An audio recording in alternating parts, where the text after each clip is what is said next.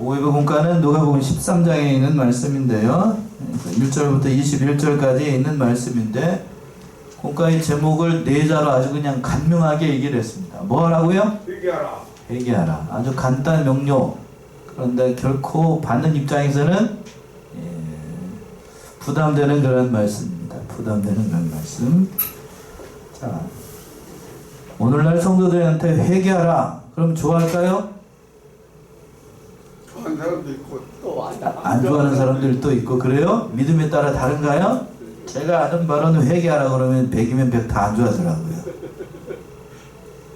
여러분들한테 제가 회개하라 그러면 별로 안 좋아할 겁니다. 예수님께서 오늘 본문의 말씀에서 1절에서 9절까지는 바로 회개를 촉구하셨던 거예요. 회개해야 살 길이 열리니까. 회개해야 살 길이 열리니까. 그리고 또 10절에서부터 17절까지는 안식일에 병을 고친 일에 대해서 18년 동안 어려움 당했던 그 여자를 고쳐주신 일이 있었는데 그 말씀이 17절까지.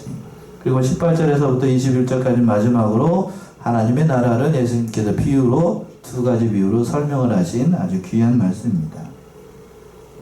서두에서 언급한 것처럼 첫 번째 내지에서 예수님께서 회개를 촉구를 하셨는데 1절부터 한번 읽어보시겠어요? 1절부터 3절까지.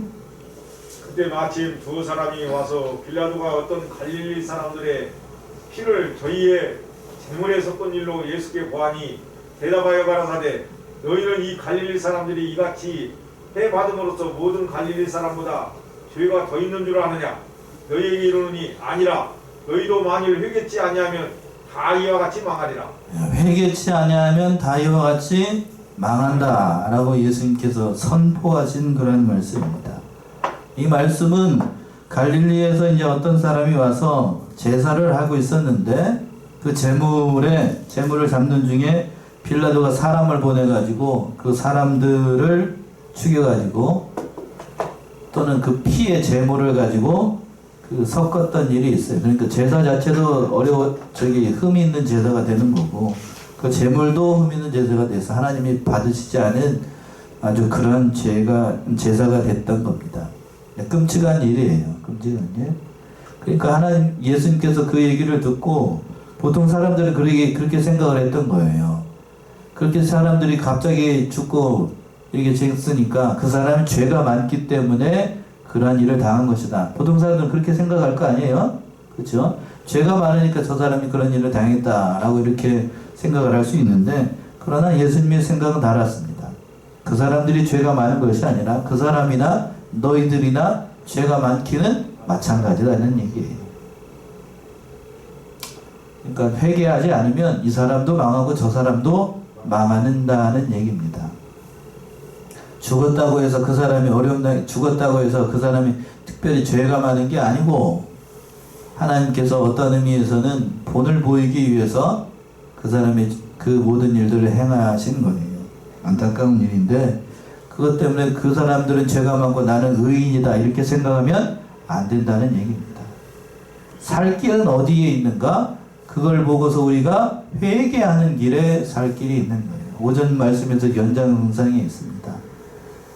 너희가 내 말을 잘 듣고 내 언약을 지키면 하나님께서 복을 주시긴다라고 약속을 했죠. 그렇게 얘기를 했어요. 그러나 이스라엘 백성들은 그 하나님의 말씀을 다 이행하겠다고 지키겠다고 얘기를 했지만 정작 하나님께서 모세를 통해서 십계명의 모든 말씀들과 언약의 말씀들을 다 주셨어요. 그러나 우리가 결과를 알고 있어요. 이스라엘 백성들은 그 하나님의 말씀을 마음을 다하고 성품을 다해서 다 지키지 않았습니다. 그치요? 그러니까 하나님께서 또 살 길을 열어주셨어요. 오늘 본문의 말씀도 예수님도 동일합니다. 뭐 하면? 회개하면 살 길이 열려요. 살 길이 열립니다. 그러나 회개하지 않고 끝까지 나간다. 어떻게 될까요? 그러니까 이렇게 이제 성경대로 제가 이렇게 말씀하고 성경대로 이렇게 말씀을 했는데 그 어떤 자리에서 성도님들 자리에서 이렇게 얘기하면 성도들이 별로 좋아하지 않아요. 뭐 한다고 하면 얘기를 해야 앞에 그 쫙 잘라가지고 뭐 한다는 얘기만 말씀 지키면 뭐 한다는 얘기만 해야 돼요? 복 받는다는 여기까지만 얘기를 해야 돼. 여기까지만 얘기하고 뒤에 있는 거 얘기하면 성도들이 안 좋아해. 그러나 하나님의 말씀은 정확하게 얘기를 해야 되죠. 지키면 복 받지만 지키지 않으면 어떻게 된다고요? 망한다. 거기까지 얘기를 해야 됩니다. 거기까지. 절반만 얘기하는 게 아니죠. 그거는 잘못된 신앙으로 가게 되는 거죠. 그러니까 우리가 이 사실을 깨닫고 예수님께서도 회개하라고 얘기를 했어요. 회개해야 살 길이 열리니까. 또 한 가지 일이 또 있었습니다. 4절과 5절이요. 또 실로암에서 망대가 무너져 치워 죽은 18사람이 예루살렘에 거한 모든 사람보다 죄가 더 있는 줄 아느냐? 너희에게 이르노니 아니라 너희도 만일 회개치 아니하면 다 이와 같이 망하리라. 예, 이와 같이 망하리라. 이렇게 또 얘기했는데 실로암에서 그 망대가 무너진 일이 있었습니다. 그래서 몇 명이 죽었냐면 18명이 거기에 치여가지고 다 죽었어요. 저 근래에 광주에서 엄청난 일이 있었죠. 예. 그 사람들이 이제 사고로 죽게 됐는데 얘기하기가 좀 난감합니다만 본문의 말씀만 더 얘기하죠. 그 실로암에서 죽어가지고 그 망대에 치여서 죽은 사람이 우연한 사고, 뭐가 됐든지 간에 죽은 것이 그 사람들의 죄 때문에 죽었다. 그 사람들의 죄가 많아서 죽었다. 라고 생각하면 안 된다는 얘기입니다. 그 사람들이나 살아있는 우리들이나 똑같은 죄인인데 그것을 보고 우리는 뭐 할 기회를 삼아야 되냐면 회개할 기회를 삼아야 돼요. 그렇지 않으면 우리도 그와 같이 망하는 겁니다. 목사님 강해서에서 보게 되니까 그런 얘기를 다 하셨더라고요.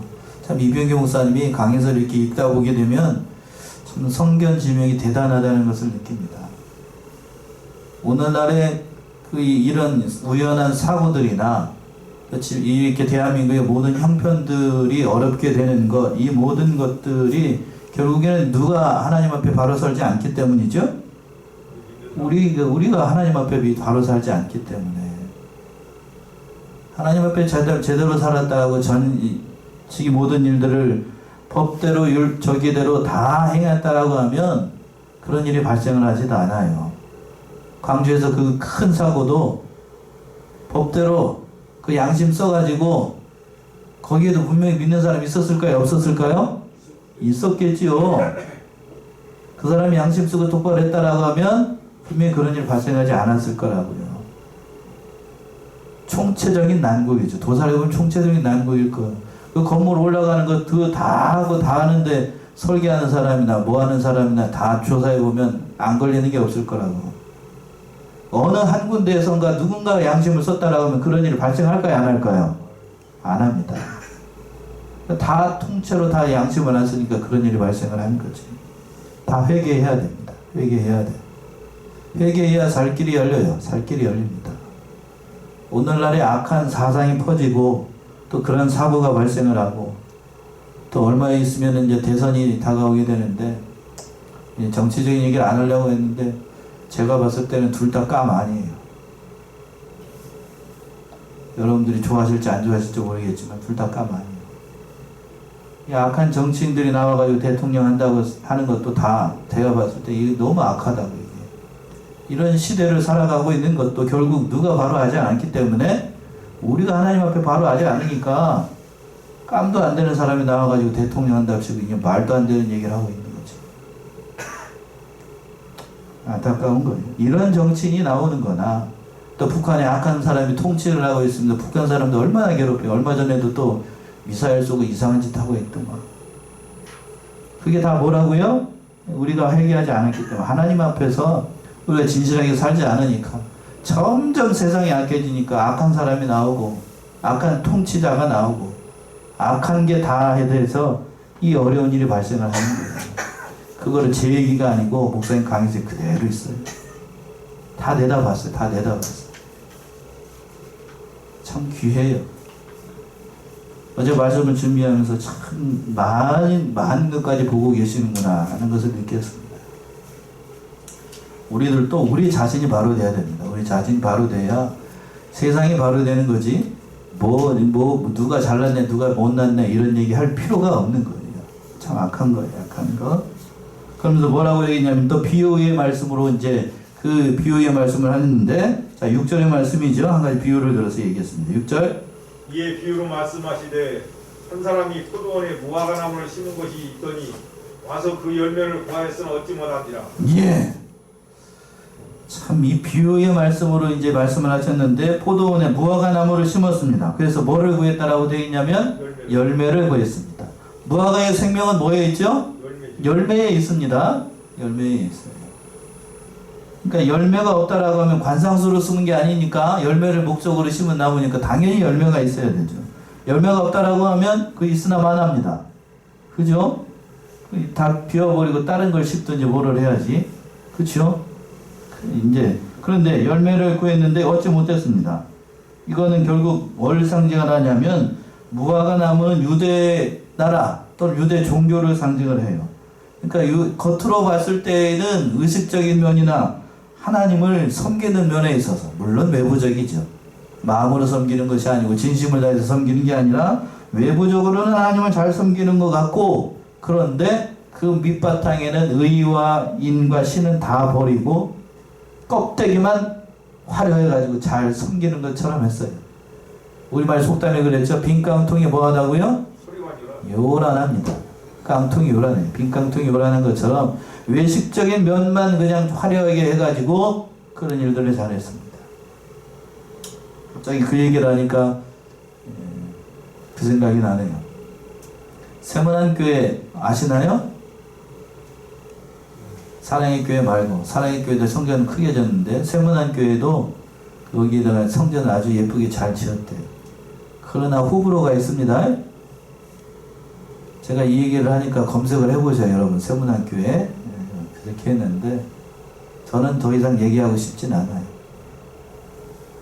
그러니까 그 모든 것 화려하고 예쁘게 꾸민 것 그 과연 하나님이 기뻐하실까? 거기까지만 얘기할래요.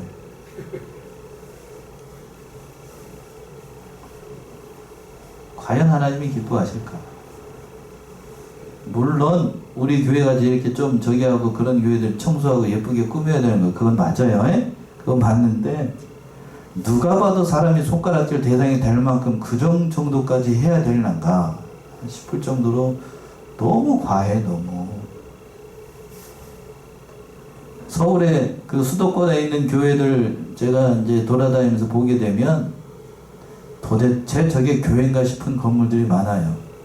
너무하다. 내가 봐도 목사인 내가 봐도 너무하다 싶은 교회들이 있어요. 너무하다 싶은 교회들. 무슨 성을 쌓는 것도 아니고 그냥 거기다가 그냥 억만금을 들여가지고 참 안타까워요. 그 빈깡통이죠. 빈깡통. 과연 하나님이 뭐라고 그러실까? 예수님을 보시면 뭐라고 그러실까?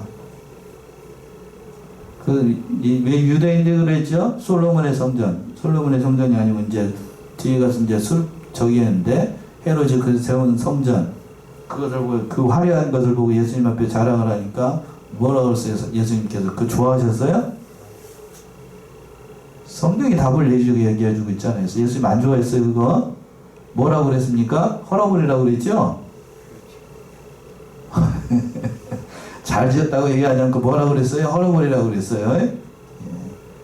그러니까 우리는 그걸 따져야 돼요. 그걸 참으로 우리가 참 이 사실을 깨닫고 하나님께서는 열매 없는 무화과 나무, 잎만 무성한 무화과 나무 그거 원하지 않으셔요.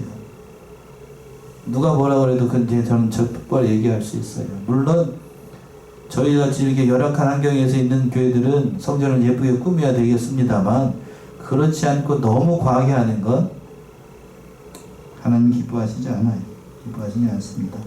그래서 찍어내버릴 때가 있습니다. 그 말씀은 지금 비유의 말씀을 하고 있는데 7절 보시면 7절 가온지기에게 이르되 내가 3년을 와서 이 무화과 나무의 실과를 구하되 얻지 못하니 찍어버리라. 어찌 땅만 버리느냐. 네. 3년을 와서 구했습니다. 그랬는데 무화과 나무에 뭐를 얻지 못했어요? 열매를 구하지 못했습니다. 그러니까 뭐라고 그랬냐면 뭐라고요? 찍어버리라. 권면 3년이라는 얘기는 권면할 만큼 권면할 시기를 다 했다는 얘기이고 그러니까 기회가 다 지나갔으니까 이게 찍어내버리라 라고 이제 광원지기가 얘기를 했습니다. 그러니까 예정된 시간이 되면 하나님께서는 그 열매를 맺지 않으면 불에 던져버릴 때가 오게 됩니다. 마태복음 3장으로 가보세요. 3장 9절에서부터 10절. 마태복음 3장 9절에서부터 10절.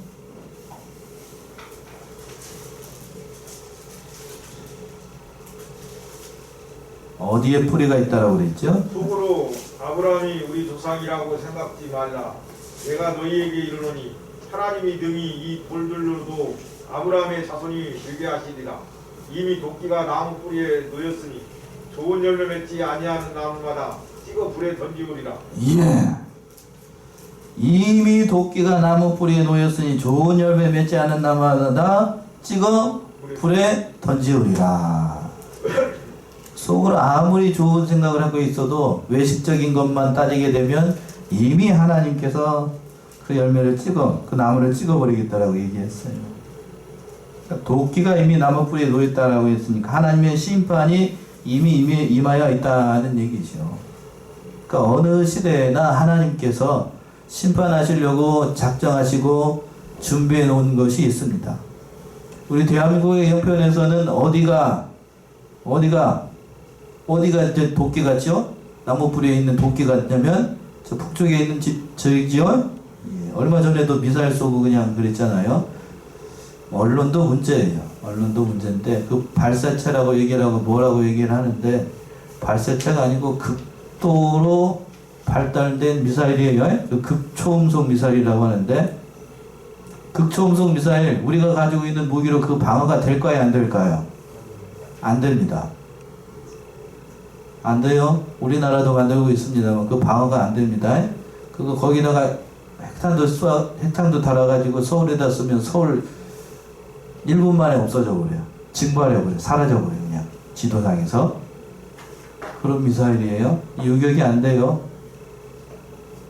속도도 속도지만 이게 이렇게 갔다가 올라갔다가 밑으로 내려오면서 이 탄두가 그걸 탄두라고 얘기하는데 하나만 있는 게 아니고 여러 탄으로 쫙 갈라져요. 그러면서 얘가 자기를 요격하려고 하면 얘가 이래. 요격이 되겠어요? 안 되겠어요? 안 됩니다. 그런 미사일을 만들었는데 그걸 발사체라고 얘기하는 언론도 잘못된 거고 그거에 대해서 경각심을 가지고 있지 못하는 우리 대한민국의 이 안보의 실정도 참으로 이게 기가 막힌 거고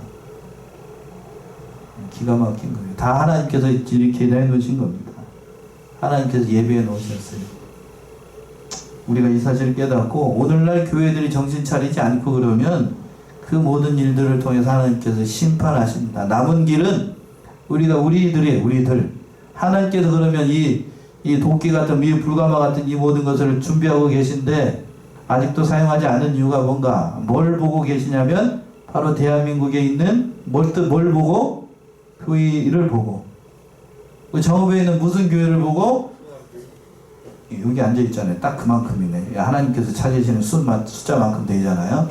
그 숫자만큼 하나님께서 떠받치고 있어요. 그러니까 우리가 없는 얘기를 제가 하는 게 아니죠.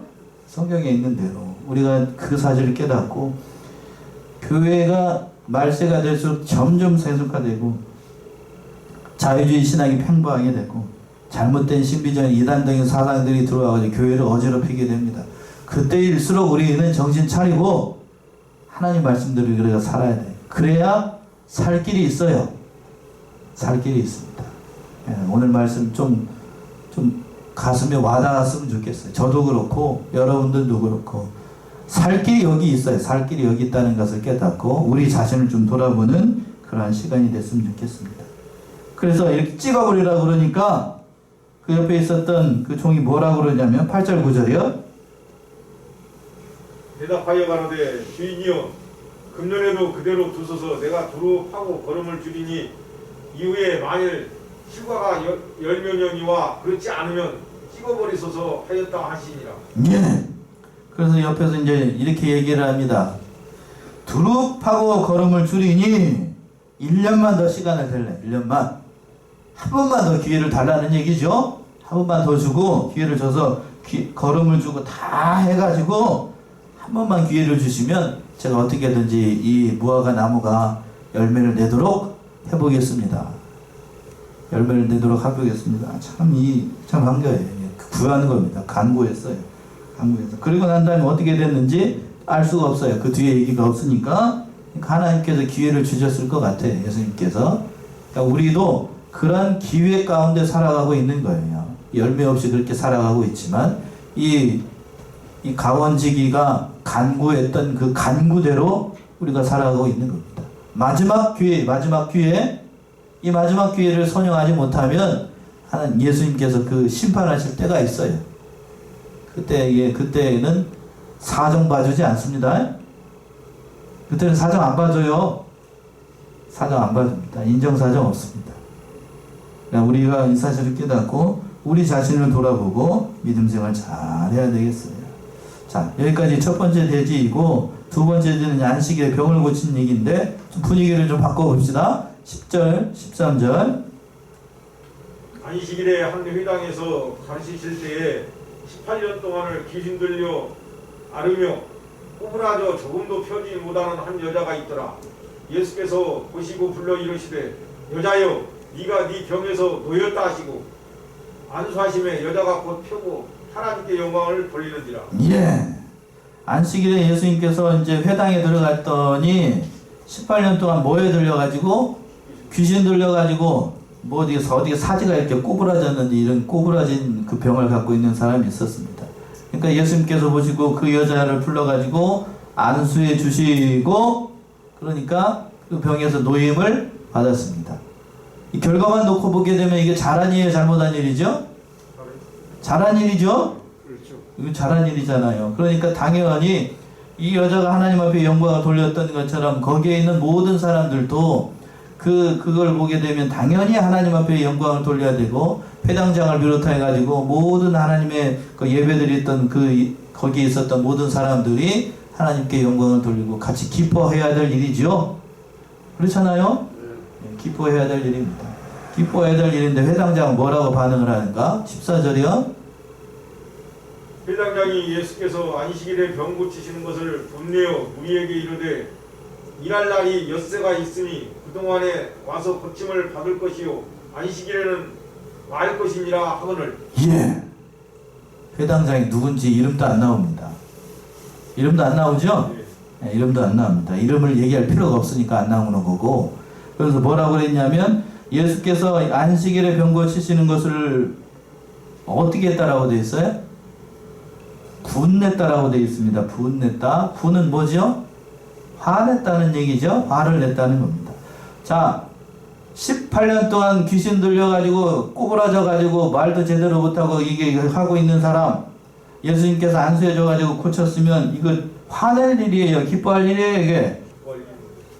기뻐할 일이죠. 근데 회당장이라고 하는 사람 그 시대에 지도자라고 하는 사람 종교 지도자라고 하는 사람이 예수님의 기적을 보고 하나님 앞에 영광을 돌린 것이 아니라 화를 냈습니다.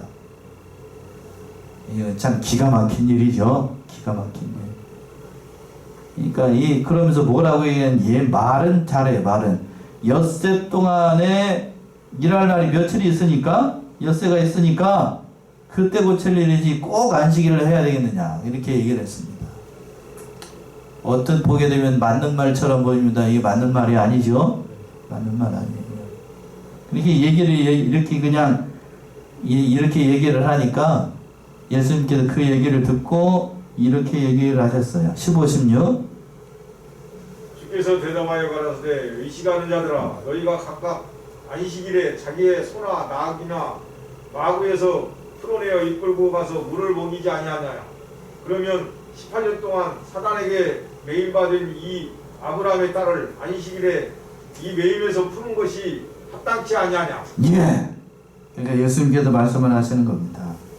자, 자기 뭐라고 얘기를 하냐면 안식일이라고 해도 소나 나귀나 다른 그 말이나 하는 것 짐승도 안식일이라고 해서 그들이 밥 안 먹어요?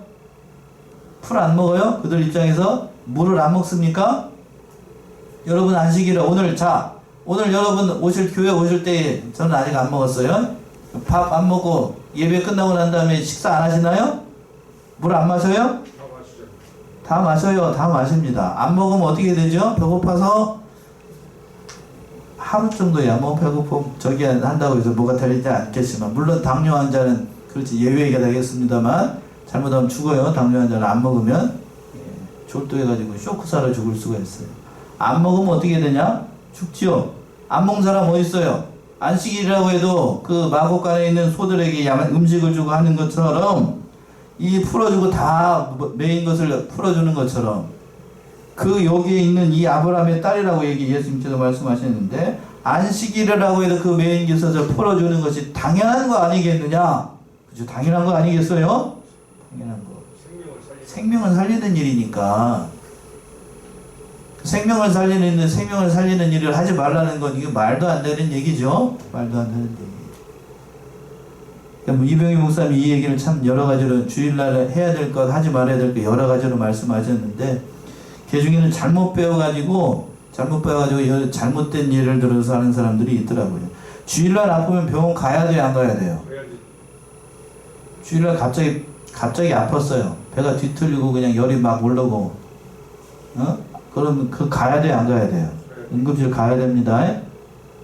그런데 잘못 배워가지고 주일날에 병원 안 가는 걸로 아는 사람들이 있더라고. 제가 그걸 듣고 내가 깜짝 놀랐어. 뭔 소리냐고, 이게. 뭔 소리냐고. 자기는 그렇게 배울 때, 어디서 이상한 거 배웠다고 내가 그랬어요. 이상한 거. 아프면 병원 가야 됩니다. 주일날이라도. 그리고 주일날 교회에 올 때에 여러분들 뭐 타고 오셔요?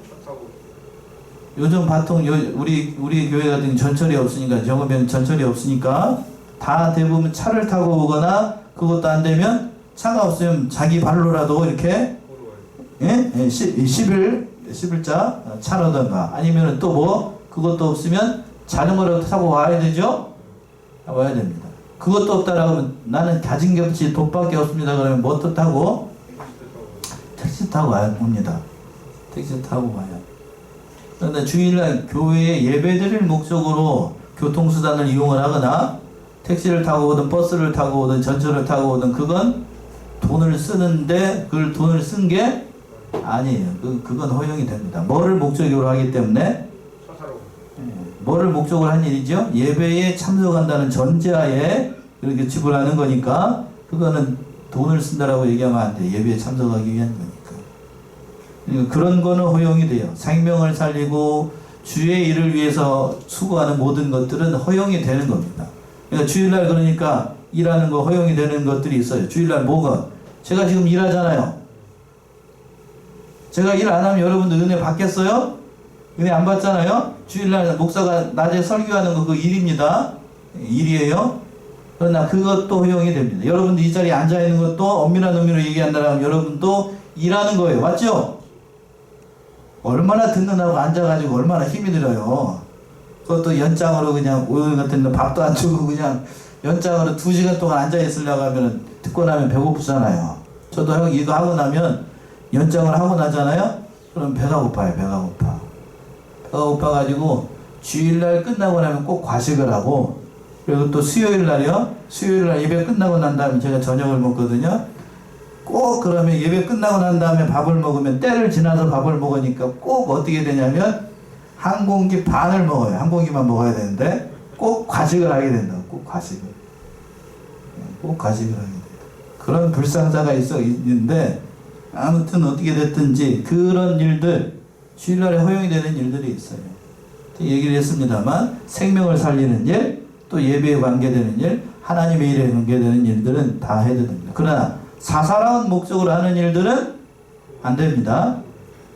주일날 차 타고 어디 놀러 간다라든가, 장사를 목적으로 한다라든가, 그런 건 안 됩니다. 그런 건 안 돼요.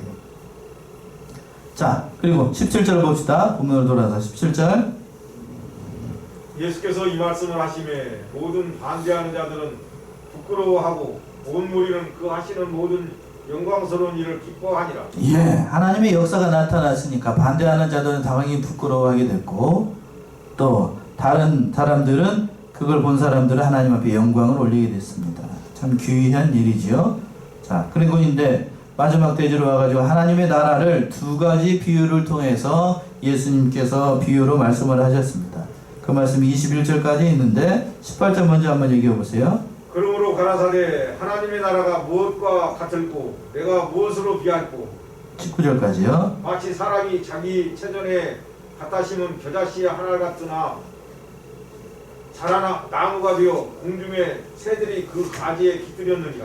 첫 번째 비유는 무슨 비유냐면 일명 겨자씨 비유죠. 겨자씨 비유.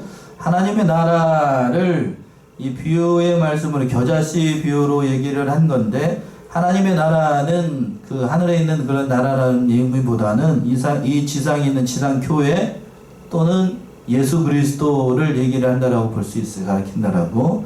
그래서 뭐를 얘기하는가? 하나님의 나라를 뭘로 비유를 했는가? 겨자씨 비유를 했어요. 겨자씨. 겨자씨 그 안에 뭐가 있죠? 생명이 있습니다.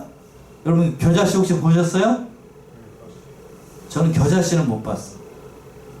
저는 최송아 씨는 봤어요. 여기 있어가지고. 최송아 씨 얼마나죠? 최송아 씨 보셨어요? 예. 깨알, 저기 깨알도 아니고 깨알보다도 작아요. 잘못하면 먼지인 줄 알고 불어버릴 수도 있어. 최송아 씨 정말로 작습니다. 겨자씨는 그거보다도 더 작대요.